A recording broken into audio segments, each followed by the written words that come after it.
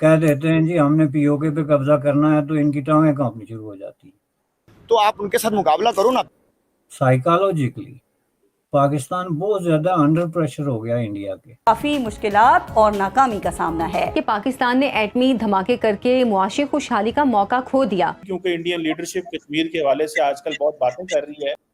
तो आप लोग तो वो जिसको पंजाबी में कहते हैं ना, एवं ही मुल्क चला रहे हैं, बल्कि ऊपर से लूट लूट के खा रहे हैं, पता ही नहीं हो क्या रहा है। पाकिस्तान में ये एक प्रॉब्लम हो गया कि नफसियाती तौर पे साइकोलॉजिकली पाकिस्तान बहुत ज्यादा अंडर प्रेशर हो गया इंडिया के। इंडिया के जो मिनिस्टर्स हैं बाज, उनमें से मैज अजराए तफन्नन को आप अंग्रेजी में क्या कहते हैं जो है वो मजाक में ही अगर कह देते हैं जी हमने पीओके पे कब्जा करना है, तो इनकी टांगें कांपनी शुरू हो जाती है। और इनकी टांगें इसलिए नहीं कांपनी शुरू हो जाती कि इनको यकीन है कि ये ऐसा करेंगे, बल्कि इनको इनकी नजर सबसे पहले अपने जराइम पे जाती है, अपनी उन हरकत और सकनात पे जाती है, जिसमें इनको नजर आता है कि अगर ऐसी कोई हरकत होगी तो हमारा क्या बनेगा। पहली बात यह, तो मतलब अब डिफेंस यहाँ तो हो ना, वो आम आदमी हो तो मैं कहूंगा चलो मजाक मैं हूं, जैसे मैं कह भी दूं क्या फर्क पड़ता है। लेकिन जिस बंदे के पास पोर्टफोलियो है डिफेंस मिनिस्टर का, जिसके नीचे सारी फौज है, जिसके नीचे जो होम मिनिस्टर, जिसके नीचे सारी पुलिस है, जो कश्मीर के हवाले से सारी मनसूबा साजी कर सकता है, अगर वो बात करेगा तो उसको तो नॉर्मल नहीं लिया जाएगा। इंडिया की जो एक पॉलिसी थी वो बड़ी क्लियर थी पहले दिन से। अब जाहिर है वो पाकिस्तान समेत इस पूरे खित्ते को हिंदुस्तान का हिस्सा समझते हैं। पहली बात तो ये है, इसमें किसी को शक को शुबे की गुंजाइश ही नहीं। ये अलग बात है कि अटल बिहारी वाजपेयी या इस तरह की जो कद्दावर लीडरशिप थी, उन्होंने पाकिस्तान में आके तस्लीम कर लिया कि जी हम पाकिस्तान को तस्लीम करते हैं। लेकिन इसका मतलब ये नहीं कि वो इस धरती को अपना हिस्सा नहीं समझते। वो धरती जिस तरीके से उन्होंने डिफाइन की हुई है, जिस तरह महात्मा गांधी ने जो है वो कंधार और काबल से लेके तो बंगाल तक पूरा एक जो है कि ये हिंदुस्तान है, अब उसका मतलब ये नहीं कि इस एरिया में कोई मुल्क आज़ादी या खुद मुख्तारी से नहीं रहने देंगे हम। थ्योरी तो ये भी थी कि मुल्क में खुशहाली आ जाएगी, सरमायाकारी के दरिया बहा दिए जाएंगे। हुकूमत मईशत की बहाली के लिए भाग दौड़ जरूर कर रही है। सऊदी अरब और मुत्तहदा अमारात से भी सरमायाकारी के बजाय अभी तक सिर्फ वादे ही आए हैं, तो IMF की टीम भी स्टाफ लेवल मुआहदे के बगैर वापस चली गई। फिर मुकाबला हथियार उठा के सिर्फ नहीं होता, और आजकल हथियारों वाली गेम भी चली गई है। आप उनसे मुकाबला करना, इकोनॉमी में मुकाबला करो, आपने मुकाबला करना है हेल्थ सेक्टर में करो। पहले तो मैं एक बहुत बड़ी स्टेटमेंट दूंगा कि पाकिस्तान इंडिया के करीब अगले 100 साल तक नहीं आ सकता। और अब ये जो मैंने स्टेटमेंट दी है इसका मैं जवाब भी दूंगा। और इसके साथ आप जो पहले भी आपने हजारों वीडियोस बनाई हैं और भी यूट्यूबर्स बनाते होंगे, लेकिन ये कंपैरिजन करना काइंडली बंद कर दें। अब ये बात बहुत आगे निकल चुकी हुई है, और ये बात क्यों आगे निकली है ये मैं आपको आगे समझाने की कोशिश करूंगा। ठीक हो गया। 100 साल तक आप कोई कंपैरिजन नहीं कर सकते इंडिया के नहीं दिलशाद भाई, इधर मैं ये कहना चाहूंगा, चले कंपैरिजन 100 साल नहीं, अगर हम 76 साल उनकी मतलब ये है कि 76 साल से उन्होंने दोबारा से स्टार्ट किया। वैसे तो हिंदुस्तान बड़ा पुराना है, लेकिन as a India as a country 76 साल, हमें भी 76 साल हुए। अगर हम अगले 76 साल फुल मेहनत करें तो क्या आपको नहीं लगता कहीं ना कहीं मुकाबला हम उनके करीब नहीं आ सकते? क्योंकि अगर देखें, अगर तो हमने लोगों को हमको की जन्नत में रखना है तो वो एक अलग बात है, लेकिन रियलिटी ये है।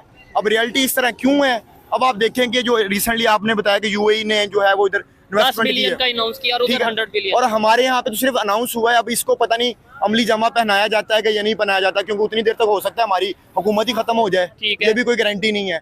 अब आप देखें उनके पॉलिटिशियंस, हमारे पॉलिटिशियंस, उनके लीडर्स और हमारे लीडर्स। ठीक है। एक बहुत सीनियर जर्नलिस्ट है पाकिस्तान के, हसन निसार साहब। हाँ बिल्कुल, बहुत अग्रेसिव नेचर के, और मैं खुद अग्रेसिव नेचर का, इसलिए मैं उनको पसंद करता हूँ। ठीक है।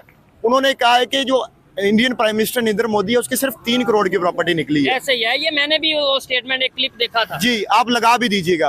अब देखें कि वो बंदा 10 साल प्राइम मिनिस्टर रहा है और उसकी सिर्फ 3 करोड़ की प्रॉपर्टी निकली है, जिसमें उसका कोई जाती घर नहीं है, जिसमें उसका कोई जाती बिजनेस नहीं है और कोई जाती गाड़ी नहीं है। ठीक है। हमारे प्राइम मिनिस्टर की तरफ आ जाए।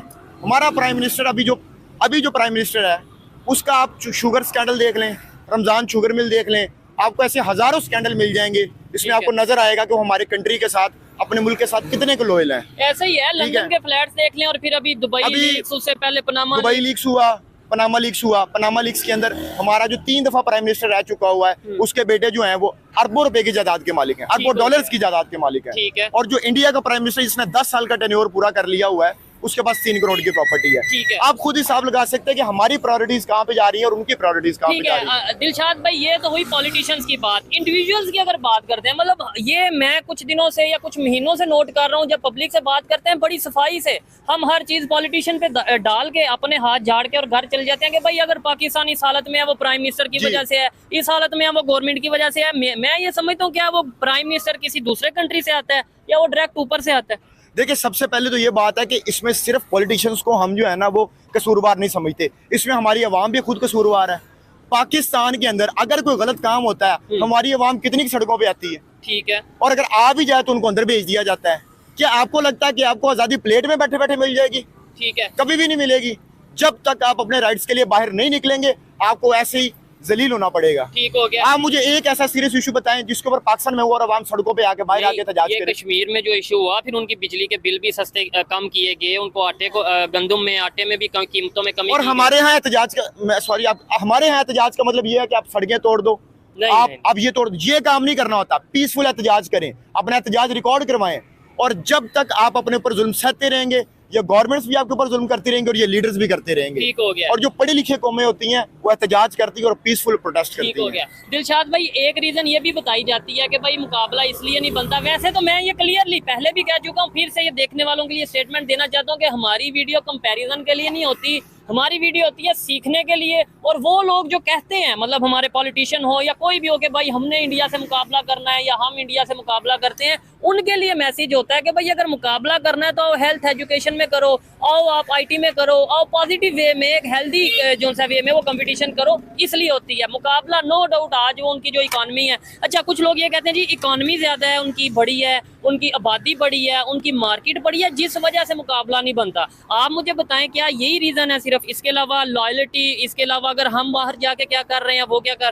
पाकिस्तान दुनिया के 6 नंबर पे सबसे बड़ी आबादी है। ठीक है। तो अगर आबादी का आज देखा जाए तो आबादी का आज हमारे पास भी है, और ये कोई दलील नहीं है कि वहाँ पे बड़ी मार्केट है। ठीक है, तो बड़ी मार्केट के साथ बड़े मसाइल भी हैं ना। हाँ, ये चीज ठीक है, आप ये देखें कि हमारे यहाँ तो एक मजहब ज्यादा पाया जाता है, वहाँ पे कई मजाहिब पाई जाती हैं। भारत ने अपनी पार्लियामेंट में कई साल पहले एक रेजोल्यूशन पास किया, और वो रेजोल्यूशन इस बात का था कि जो पाकिस्तान ऑक्यूपाइड कश्मीर है वो भारत का इंटीग्रल हिस्सा है, और वो भारत का इंटीग्रल हिस्सा हमेशा रहेगा, और वक्त आने पर उसको वापस से भारत के अंदर मर्ज भी किया जाएगा। लेकिन उस वक्त पाकिस्तान के सपोर्ट में हमेशा अमेरिका रहता था, और भारत भी उतना ताकतवर नहीं था जितना आज है।